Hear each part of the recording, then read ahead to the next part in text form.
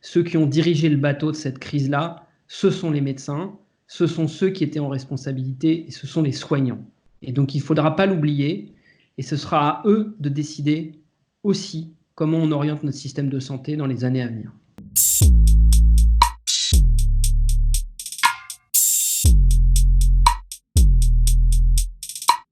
Alors oui, on a vu quelques effets du confinement depuis le début du week-end, on va dire, avec une stabilisation des arrivées de patients dans l'hôpital. Et en fait, cette stabilisation, c'est un signe pour nous puisque on avait une augmentation constante du nombre d'arrivées par jour. Et là, on a l'impression que ça se stabilise, donc on atteint une espèce de plateau. Et ce plateau est bienvenu parce que ça nous donne un tout petit peu d'air.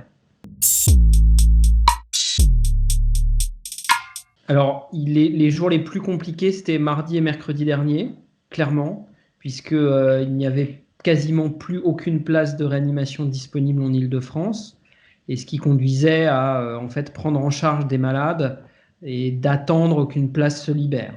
Et donc ça nous a mis dans une situation très très compliquée. En particulier, les docteurs qui étaient de garde ont subi ces 2 jours-là très très difficilement parce que s'il fallait un petit peu jongler entre les patients qui sont dans le service de réanimation et les patients à l'extérieur du service de réanimation et qui avaient malheureusement besoin de réanimation également. Donc il y avait un certain délai d'attente qui conduisait à ce qu'on soit obligé de les prendre en charge à l'extérieur de la réanimation pendant plusieurs heures, le temps de trouver une place et de transférer. Et là, on s'est dit que si ça poursuivait comme ça encore pendant 2-3 jours, on allait être dans le souci. Donc il y a eu un effet très, très positif du délestage de patients de la région Île-de-France vers la province. Vous savez, il y a eu des transports vers la région Bretagne et puis également vers la région Centre. Et ces transports-là ont été très, très importants pour nous. Et ça nous a permis en fait d'avoir cette petite marge supplémentaire.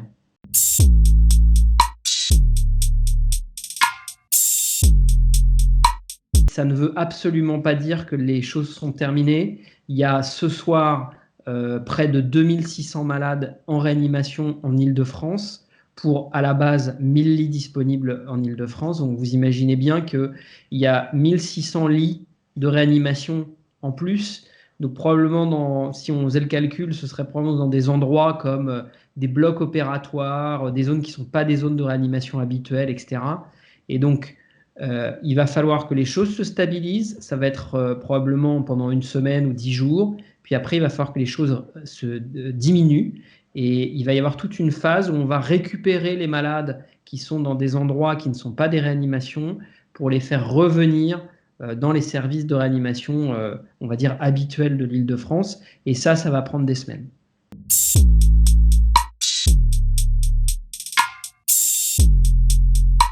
Que le personnel médical et paramédical n'est pas confiné à la maison. Donc nous, on est exposés bien sûr avec les malades, mais exposés peut-être aussi avec les collègues, puisqu'on travaille en équipe, qu'on est beaucoup dans les services à se croiser, etc. Donc on n'est pas en mode confinement. Donc en effet, il y a beaucoup de personnels qui sont touchés par la maladie.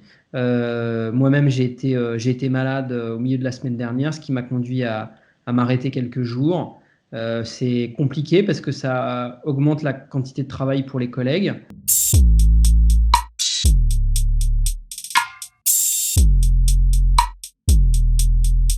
Bien entendu, il va pas falloir réduire les moyens, il va falloir oublier le mot efficience qui sort de la bouche de nos énarques et que enfin on redonne une partie du pouvoir qui avait été pris aux médecins et qu'on leur rende, comme ça a été le cas pendant cette crise-là, puisqu'il faut bien le reconnaître, nos administratifs se sont tournés vers nous pour savoir comment faire. Ils nous ont bien entendu aidés, mais ceux qui ont dirigé le bateau de cette crise-là, ce sont les médecins, ce sont ceux qui étaient en responsabilité et ce sont les soignants.